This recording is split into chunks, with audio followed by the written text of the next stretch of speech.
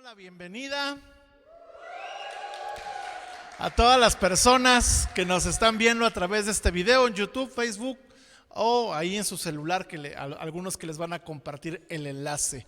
Y vamos a entrar a ver una serie de mensajes que se llama Enfrentando a los Gigantes. Y para esto tenemos que ir al pasaje más famoso, al pasaje más leído quizás, a la batalla más leída en toda la Biblia. Y yo creo que es de las batallas más épicas en toda la historia de la literatura. Y está en el libro de Samuel, primer libro de Samuel, capítulo 17. Usted me va a acompañar, primer libro de Samuel, capítulo 17, por favor.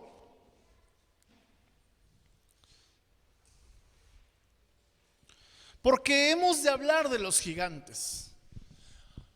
La pregunta es, ¿por qué hablar de enfrentar a los gigantes y de por qué hablar de la manera en que tenemos que desarrollar una estrategia espiritual? Quiero ser muy claro, primeramente, en qué es un gigante. A veces pensamos que un gigante es un demonio, es una potestad, que un gigante es el diablo peleando contra mí. No siempre. Si bien dice la Biblia que tenemos lucha contra carne y sangre, también la Biblia nos enseña que esta lucha espiritual se ha de pelear espiritualmente. Entonces, cuando hablamos de las luchas espirituales que tenemos que comprender que la lucha en sí misma no es un gigante, no es el ataque del demonio, alguna potestad, el enemigo atacando algún área de tu vida, no es un gigante, sino lo que él logra, el daño que él logra en nuestra mente, en nuestras emociones y en nuestra voluntad, es lo que puede convertir una guerra espiritual en un gigante. El tema es que el Señor le había dicho a su pueblo. Ustedes recordarán en Números que Moisés les dice: vayan y reconozcan la tierra. Y ellos van a reconocer la tierra. Y al estar reconociendo la tierra, después de espiarla, llegan los 12 espías, 10 de ellos con un reporte negativo. ¿Por qué? Porque fíjese bien, aunque no tuvieron una confrontación directa, lo que ellos vieron provocó un gigante en su corazón. Ellos van y le dicen a Moisés: pues sí, vimos la tierra prometida, sí, tiene unas uvas que parecen balón de básquetbol, tiene unos frutos increíbles, de la tierra fluye leche y miel, pero vimos a los hijos de Anac. Son altos. Y creemos, fíjese bien, creemos, a nuestro parecer, pensamos, o sea, se hicieron hasta magos para saber qué pensaban los gigantes. A nuestro parecer, ellos nos ven como langostas delante de sus ojos. Entonces ellos idearon toda una crisis, idearon toda una guerra, idearon toda una imposibilidad, porque lo que vieron les impactó. Y entonces levantaron gigantes en su mente y en su corazón. Pero había 2 espías. ¿Cómo se llamaban? Josué y Caleb. Ahora, ¿cómo se llamaban los otros 10 espías? La verdad es que yo no sé, porque en una de esas la Biblia sí dice a quién envió Moisés de cada tribu, pero nadie se acuerda. Igual no lo dice, hay que estudiarla ahí, se lo dejo de tarea. ¿Sí? El tema es que no nos acordamos de los otros 10 porque no nos representan una actitud de fe. Sin embargo, nos acordamos de estos 2 porque llegan Josué y Caleb y dicen: no, Moisés, pero tenemos una promesa. Dios ha dicho que esa tierra es nuestra y que tenemos que acabar con esos gigantes. Y dicen ellos: los vamos a comer como a pan. Ahora una pregunta: ¿cómo comían ellos el pan? ¿Cómo comía el pueblo de Israel en el desierto el pan? ¿Cómo lo comía?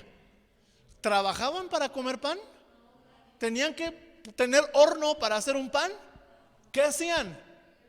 Abrían la tienda, sacaban la mano y lo agarraban. Es todo. Es decir, tenían que tomar autoridad. Tomar el pan. Cuando ellos dicen es como pan, lo que están diciendo Josué y Caleb es: necesitamos aprender a tomar autoridad sobre esos gigantes que se levantan. ¿Por qué? Porque una crisis puede ser una catapulta para tu fe o puede ser un gigante. Todo depende de la autoridad que tú tomes. Ahora, ¿cuántos de nosotros nos hemos sentido desafiados en algún área de nuestra vida en los últimos 15, 20 días? Bueno, si tú no te sientes desafiado, ten cuidado porque tu fe se está estancando. Ahora, si para ti la vida diaria es un desafío, yo sé que no es lo mejor y yo sé que no es muy cómodo, pero créeme que eso le hace muy bien a tu fe. Porque cuando no hay gigantes, cuando no hay desafíos, nos habla de que estamos dejando de avanzar. Nos habla de que probablemente nos estamos estancando en el desierto. Porque escucha, en el desierto no había gigantes. En la tierra prometida, sí. Y debemos de notar entonces cómo el pueblo de Israel tenía que transicionar en su fe. Yo les voy a hacer algunas preguntas de contexto bíblico para que usted entienda y yo también pueda entender cómo es que Dios nos tiene que llevar de gloria a gloria y de triunfo en triunfo. ¿Cuántos quieren eso? Pero diga conmigo: no hay gloria sin guerra, no hay triunfo sin batalla. ¿Cuántos quieren ir de gloria a gloria y de triunfo en triunfo? Ah, pues qué bueno que aguantan. Ahí cuando estás en la guerra, en la batalla, ay Señor, pensé que no era tan en serio. El pueblo de Israel sale de Egipto y ellos, cuando cruzan el Mar Rojo, delante de ellos no hay ningún gigante. Pero si ellos no cruzan, atrás viene un ejército. Y entonces Dios hace el milagro que abre el Mar Rojo y ellos ven al ejército de Faraón ahogarse y ellos ahora pueden entrar al desierto. En el desierto ellos no tienen que preocuparse por qué comer, porque como lo platicamos, abrían la tienda, sacaban el maná y lo comían. Ahora, la tradición hebrea, algunas de las cosas que dice la tradición hebrea bien interesante, es que si ellos estaban caminando en obediencia, el pan les sabía rico, les sabía a lo que a su paladar anhelaba. Pero que si ellos andaban descuidando el camino de Dios, les sabía mal, porque su corazón no estaba bien. Eso lo dice la tradición hebrea. Y me parece muy congruente, porque ¿quién de ustedes, cuando estamos caminando con el Señor y confiados en el Señor, unos frijolitos les saben increíbles, pero cuando andas lejos de Dios, ni el mejor ribeye del lugar del bife te sabe? ¿Sí o no? Entonces en el desierto ellos abrían la tienda, sacaban la comida, muy bien. En la noche, si tenían frío, ya quisiéramos nosotros estar como ellos, tenían una columna de fuego que los calentaba. ¿Cuántos quisieran la columna de fuego en estos días en su casa? Y en el día, cuando muchos de nosotros, éramos güeros, pero manejamos en Pachuca y así quedamos, ¿verdad? Porque el sol nos miró. El sol nos miró y las manos. ¿Y cuántos quisiéramos esa nube que protege del calor que ellos tenían? La vida en el desierto, amados, pues estaba bien. ¿Saben 40 años cuántas batallas tuvo este pueblo de Israel? 3. ¿Sabe cuántos reyes dice la Biblia que venció Josué? 33. Porque entonces cuando tú entras a una tierra prometida, cuando tú entras a pelear por las promesas, debes de saber que ahora no hay un ejército persiguiéndote, pero sí hay gigantes esperándote. Por eso para muchos creyentes es más cómodo seguir en el desierto que cruzar a la tierra prometida. Porque dicen: no, Señor, aquí estoy bien, dame, bendíceme, tráeme, que me caiga todo el cielo. Y el Señor te dice: bueno, hay una tierra prometida, gloria a Dios, hay promesas para ti, hay una porción que es para ti, aleluya, pero tienes que cruzar el Jordán. Y cruzando el Jordán tienes que sembrar. Ya no va a haber maná que va a caer del cielo. Ahora tienes que sembrar, tienes que cosechar, tienes que cuidar la tierra. Y va a haber gigantes. Y entonces el pueblo de Israel tenía que enfrentarse a los gigantes. Dios le dio la victoria a Josué, pero hubo algunos pueblos con los cuales no fueron radicales. Y estos pueblos lograron sobrevivir. Y pasó el tiempo y se levantaron entonces estos pueblos nuevamente con gigantes. Y entonces podemos ver la guerra en todo el libro de Samuel. Ya estamos en Samuel ahora, en el contexto, pasaron los años. Josué conquistó la tierra, la repartió. Josué y Caleb pelearon por su posesión, introdujeron una nueva generación. Pero dice Jueces 3 que se levantó una generación que no conoció a Dios. Y entonces el pueblo de Israel entró en la era de los jueces. ¿Y usted ha leído cómo es la era de los jueces? 40 años de opresión. Venían los madianitas, los amonitas, los de Edom, los filisteos. Todos aquellos pueblos que habían dejado moribundos se reforzaban y venían contra Israel, porque Israel vivía en la idolatría. Y entonces clamaban a Dios. Dios ungía a un Sansón por ahí, a un Gedeón por acá, a un Otoniel por allá. Peleaban durante 7, 8 años, vencían 20 años, 40 años, moría el juez y otro proceso de 40 años de idolatría. Y otra vez clamaban y así estaban. El último juez se llamó Samuel. Y Samuel no solamente era un juez, era un profeta. Ahora el profeta comunicaba la voz de Dios. El profeta traía la dirección de Dios. Dígame si me está siguiendo. ¿Sí? Y entonces cuando Samuel está ya de edad avanzada, el pueblo le dice a Samuel: Samuel, mira, ven, pues a ti, pues ya no te queda mucho tiempo, Samuel. Y la verdad, tus hijos no la arman. No son tan buenos como tú. Haznos un rey como todas las naciones. Y Samuel empieza ahí y le dice a Dios: mira, no te han desechado a ti sino a mí. Y cuando toda esta estrategia está sucediendo, Dios en su misericordia levanta al rey Saúl. Y de repente Saúl hace 2, 3 cosas que no tenía que hacer. Y Dios dice: lo desecho. Va a reinar 40 años más, pero yo ya no estoy con él.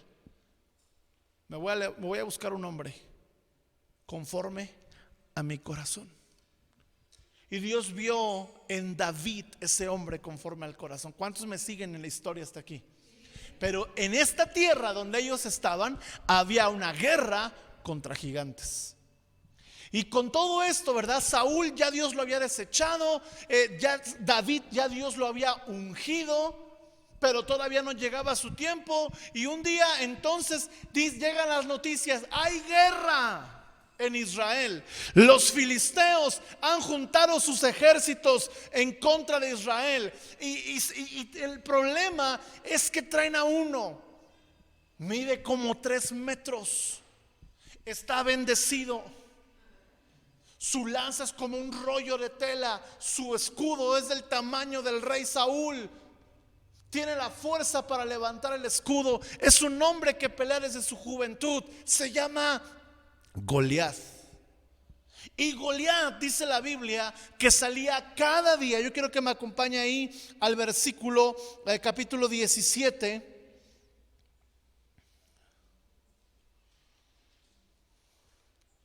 Versículo 4. Salió entonces del campamento de los filisteos un paladín. ¿Sí?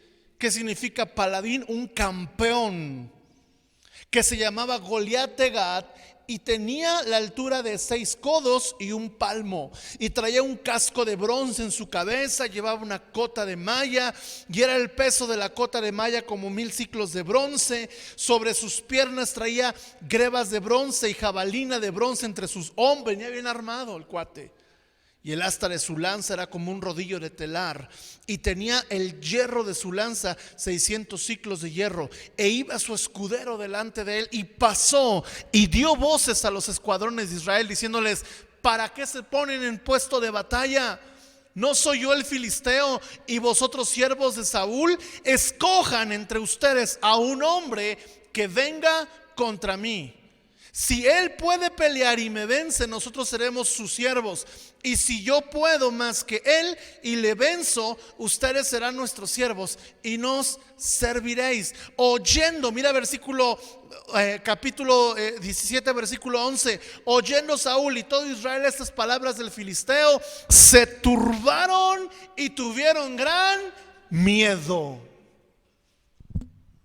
Porque cuando hay guerra en contra de ti, el enemigo va a usar una estrategia que es esta: va a susurrarte al oído su versión de la batalla. No, tú no puedes. Ese trabajo es mucho para ti. No, tu matrimonio se va a destruir. No, Dios a ti te ha desechado. Dios a ti no te llamó. Y te empieza a meter ideas. Y de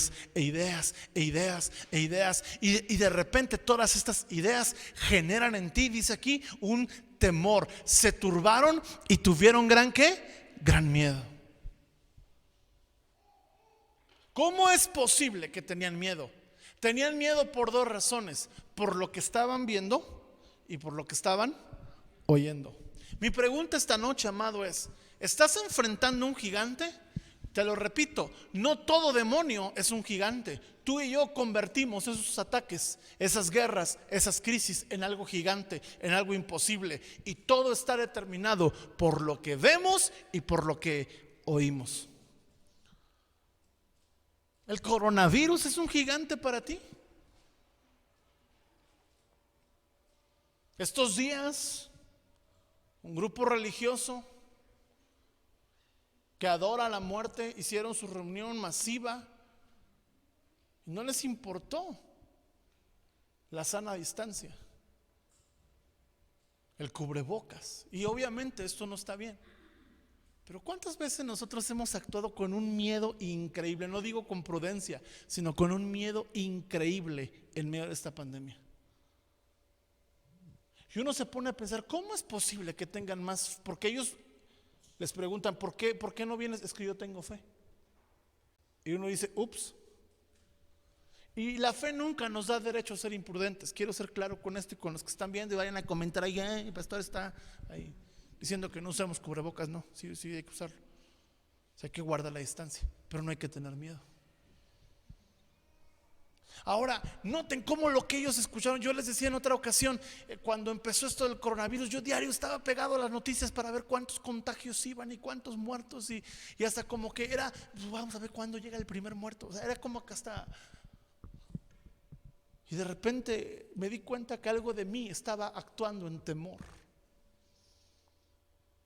por lo que vemos y lo que...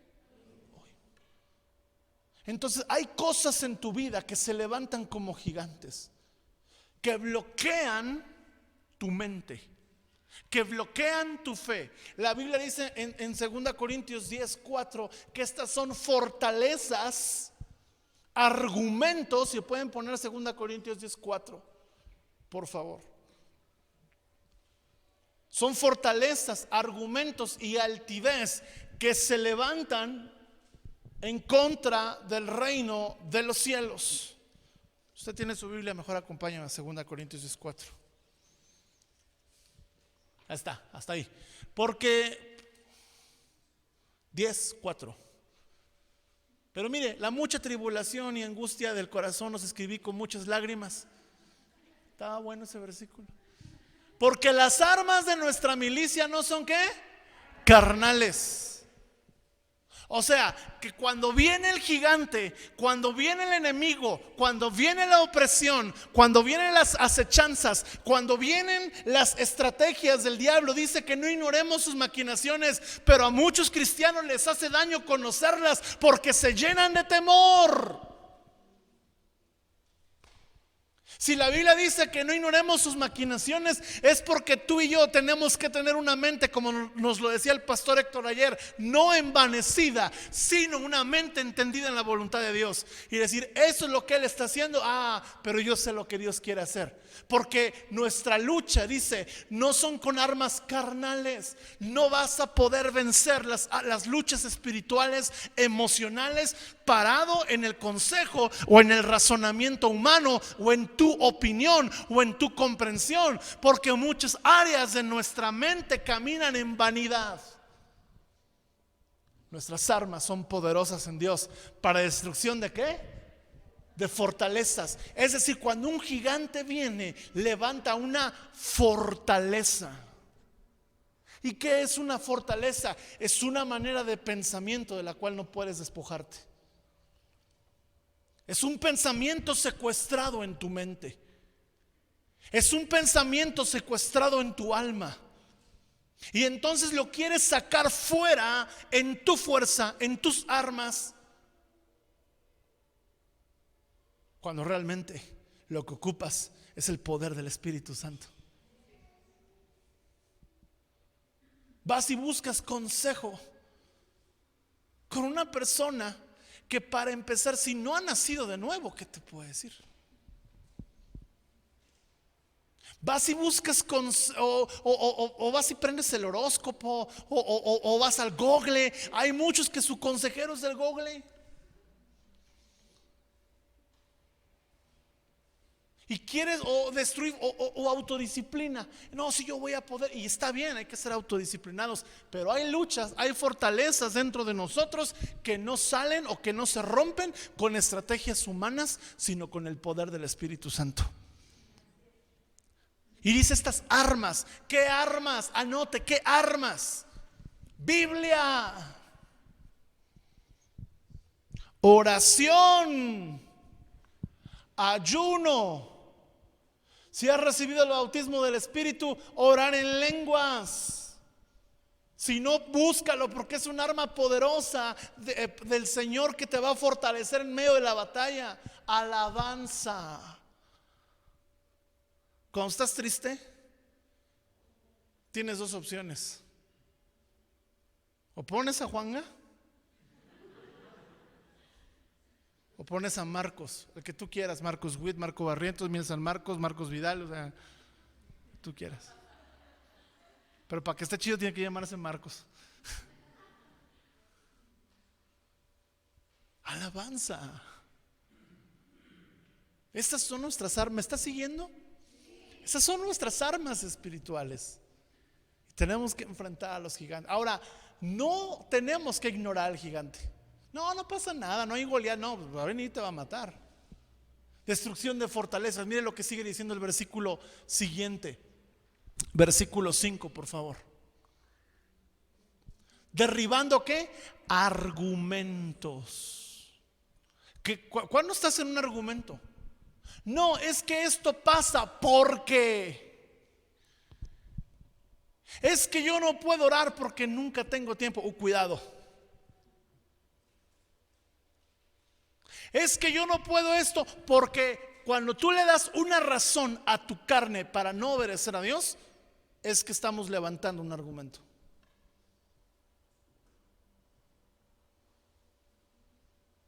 No, es que yo no quiero servir porque no me siento de ánimo. ¿Sabes cuántas veces muchos de los que estamos aquí y de los que sirven hemos tenido que hacerlo sin sentir el ánimo? Sin sentir las ganas, sin sentir la fuerza. Pero cuando eso pasa, Dios saca su argumento y es: tú me dijiste que sí. Sí, Señor. Y no damos lugar a argumentos. Luego sigue diciendo altivez. Ahora, fíjate bien. Diga conmigo: fortalezas, argumentos y fortalezas, argumentos. ¿Qué pasa con una fortaleza y un argumento? Se convierte en una altivez. Es decir, esto pasa, la altivez es una actitud arrogante justificada por una fortaleza, un argumento que dice: no, yo no lo cambio, así soy. Y si me quieren en la iglesia, está bien, si no, hay mejores. Pasa en el matrimonio: así soy yo, así me conociste, y si no te gusta.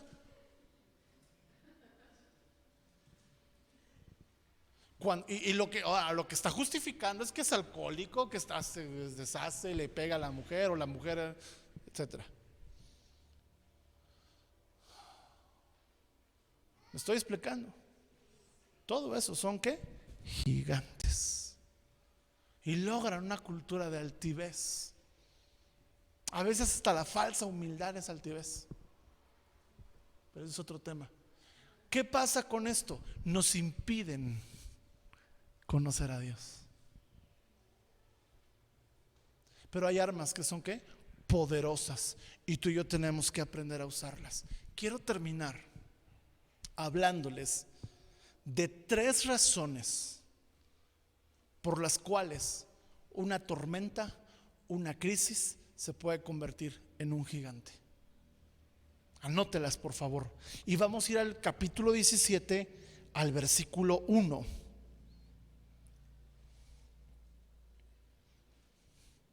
Los filisteos juntaron sus ejércitos para la guerra y se congregaron, diga conmigo, Soco.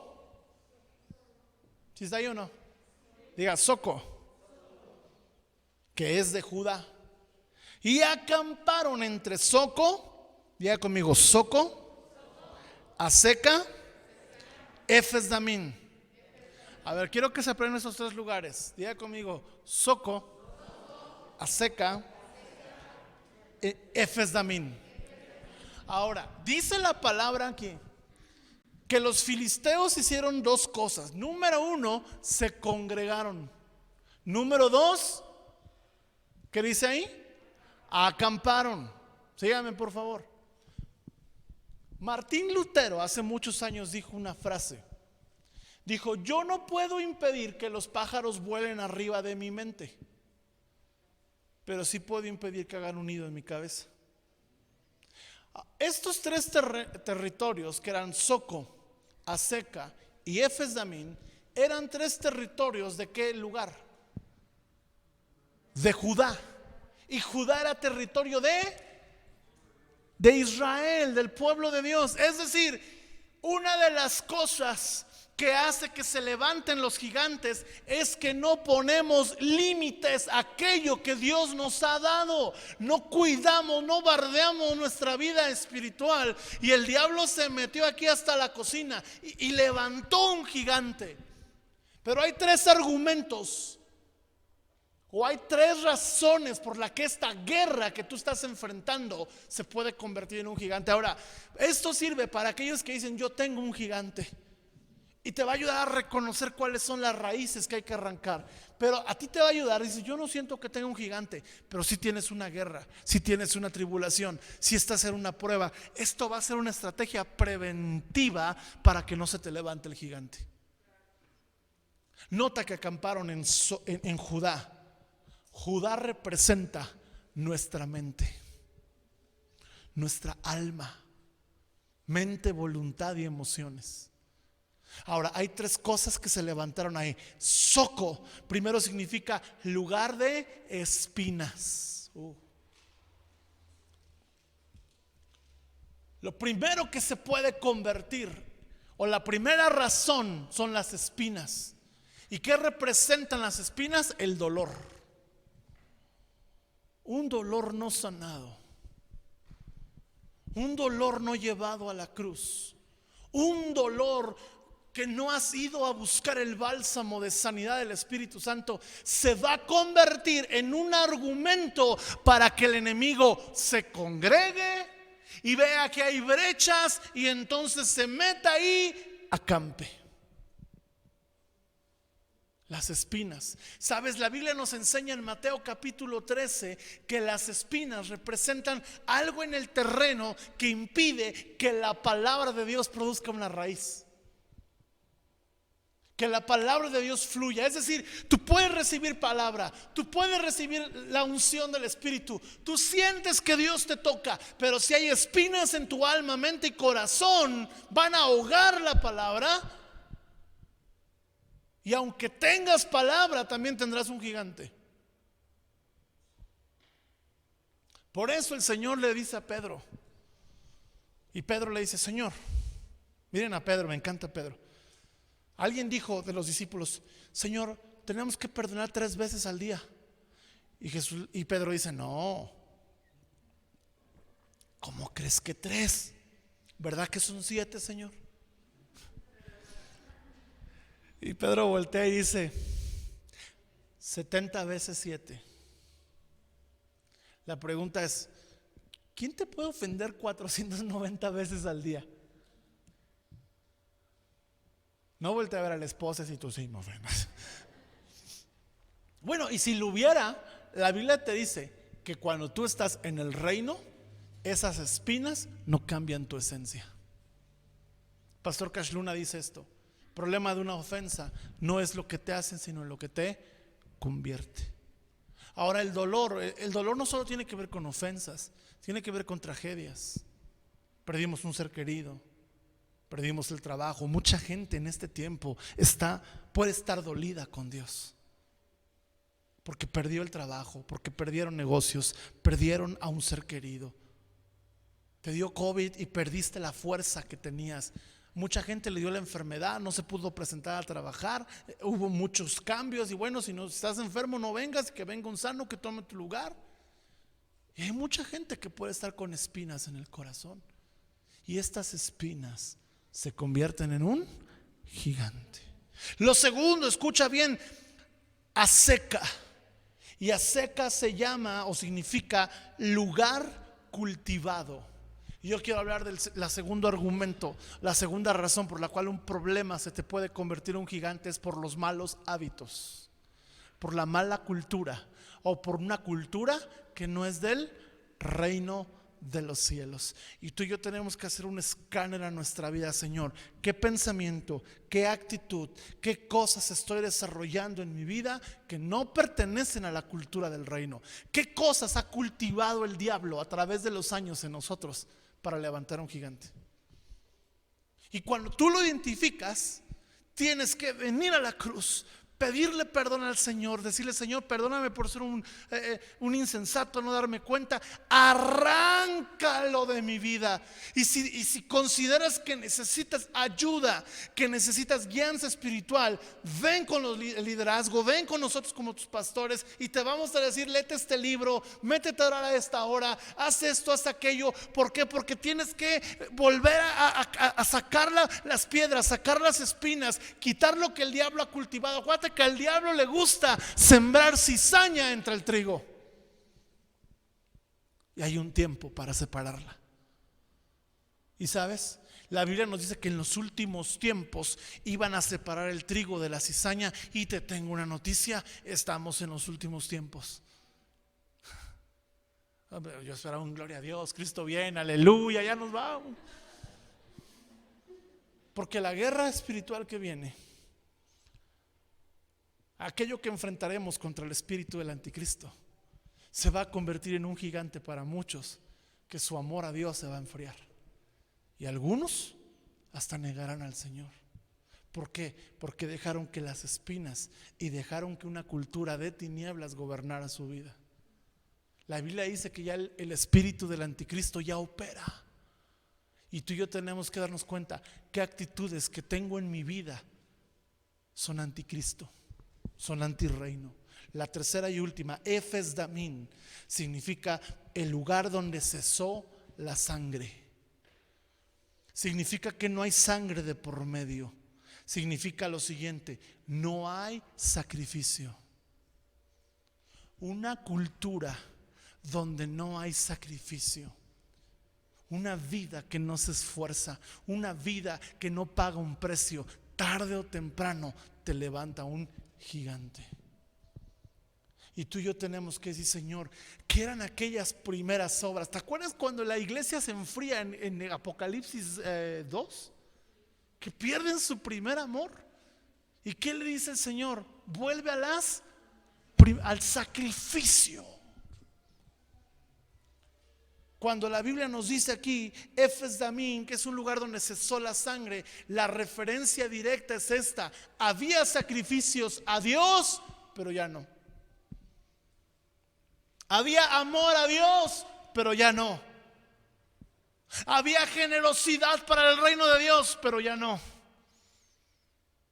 Había un celo, un amor por las cosas sagradas, la oración, el ayuno, la búsqueda, la lectura de la palabra, cosas que deberían ser básicas, pero que se han convertido en nuestros grandes problemas. y cesó el sacrificio. Y entonces de repente venimos y decimos: ¿sabes? Tengo un gigante que me atormenta. Te quiero decir algo. Yo he tenido que reconocer que por espinas, por culturas o por dejar hacer algunas cosas en mi vida, se han levantado gigantes. ¿Y sabes cuál es uno de los errores que cometemos? Ponernos la armadura de Saúl, pelear en nuestra fuerza. Ya después veremos cómo derribar al gigante las siguientes semanas. Pero todo comienza con esto, que tú y yo nos demos cuenta que cosas no están bien en nuestra vida y vayamos ahí, digamos: Señor, este es mi territorio, esta es mi vida, esta es mi herencia, y hoy hay un gigante. Pero yo no quiero terminar como Saúl, atemorizado. Yo quiero hacerle frente. Perdóname, Señor, si no he sanado algunas cosas. Hoy pido tu sanidad. Perdóname, Señor, si he tenido cultura en mi vida, culturas o hábitos, cosas que sé que no te agradan, malos hábitos que se pueden convertir en pecados obsesivos. Perdóname, lo hago a un lado, lo erradico. Perdóname si me he dejado de esforzar, porque a veces nos esforzamos por la motivación, pero nuestra motivación es la cruz. Jesucristo no tuvo en la cruz quien le dijera: échale ganas, Señor, mira, vas a ver el fruto de tu aflicción. No tuvo lo que tú y yo tenemos cuando la pasamos mal, a un hermano que nos dice: no te preocupes, o alguien que está ahí nada más. Yo recuerdo cuando hace 2 años pasó lo de mi hermano Pedro, partió con el Señor de una manera abrupta. Yo me acuerdo como mi hermana Patti, Pablo, la familia, Pau, decían: fue difícil, pero el ver la iglesia ahí nos fortaleció. ¿Sabes? Tú y yo hemos pasado por momentos así, y ha habido alguien que nos fortalece. Jesús no tuvo a nadie, y aún así no se bajó. Gloria a Dios, porque los recursos que hoy tenemos para enfrentar nuestras guerras, y yo quiero poner este testimonio de mis hermanos, porque yo veo como una pérdida nunca se convirtió en un gigante. No quiere decir que no hubo dolor, no quiere decir que no lo extrañan, pero nunca se convirtió en un gigante. Aprendamos unos de otros, familia, porque cuando decimos: bueno, es que nos gana la soberbia, no, seamos humildes y aprendamos de aquellos que no lo han hecho bien, pero también de aquellos que lo han hecho bien, y demos gracias a Dios en todo. La Biblia dice: esta es la voluntad de Dios, que demos gracias a Dios en todo, porque en todo Dios siempre está. Dios siempre está. Dios siempre está. Dios siempre está en todo. Hoy mi hijo me decía: papá, ponte unas canciones en el carro. Y pusimos una ahí de Rescate que dice: indudablemente estás en esto.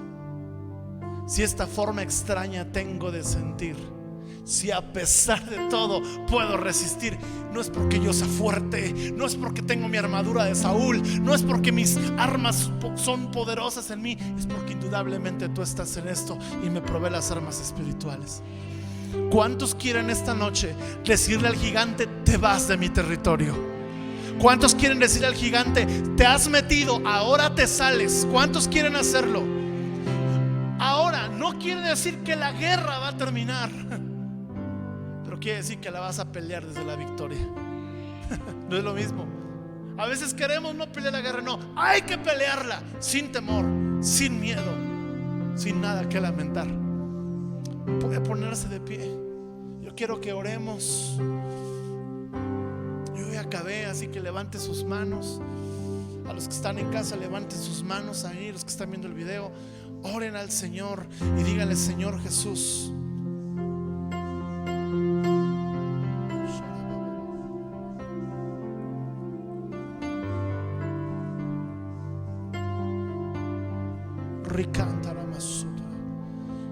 Señor, hoy pedimos perdón y también decidimos perdonar y sacamos las espinas de nuestra vida.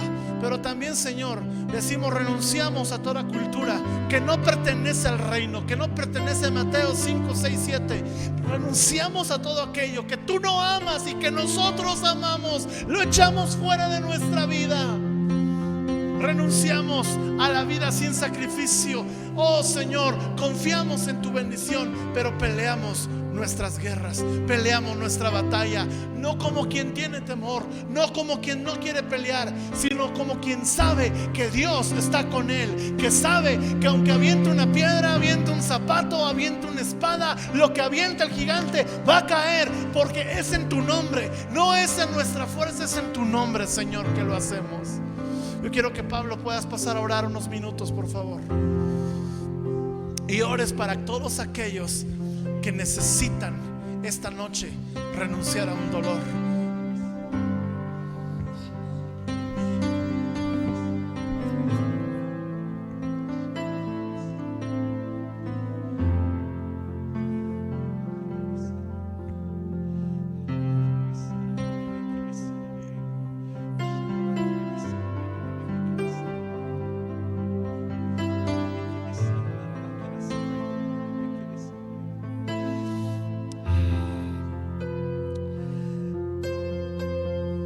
Damos lugar, Señor, a ni un enemigo que quiere venir a tomar terreno en lo que tú nos has dado, Señor, para tomar como herencia, como tu propósito, Señor, en nuestras vidas. Padre, detenemos en el nombre de Jesús, Señor, toda entrada que nosotros mismos dimos, toda entrada, Señor, a nuestro territorio. Cuando tu palabra, Señor, tu promesa es clara, Señor. Si tú eres con nosotros, ¿quién contra nosotros, Dios? Padre, reclamamos, nos paramos en fe y en confianza en las promesas, en las palabras, en el pacto, Señor, de la cruz. Nos paramos en lo que tú ganaste para nosotros en la cruz, Señor. Toda culpa, toda condenación, Señor, todo pensamiento lo llevamos cautivo esta noche, Señor, a los pies de la cruz, Señor, donde tú clavaste, donde tú hablaste un decreto, Señor, sobre el enemigo. Consumado es, consumado fue, Señor. No hay argumentos, Señor, no hay poder que se pueda levantar, Señor, contra ti. Pero venimos, iglesia, con la confianza con la que vino David. ¿Quién eres tú? ¿Quién eres tú para desafiar al poderoso, a Jehová de los ejércitos?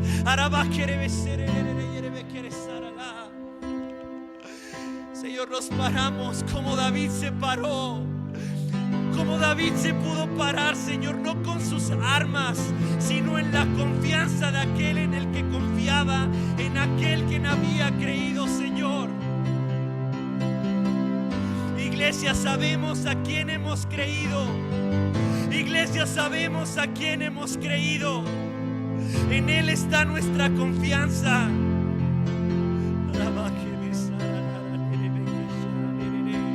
Porque Él está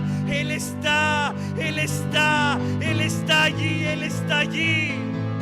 Tú estás ahí, Señor, gracias, tú estás aquí, Señor, tú estás aquí para pelear nuestras batallas. Tú estás aquí, Señor, tú estás aquí, Señor.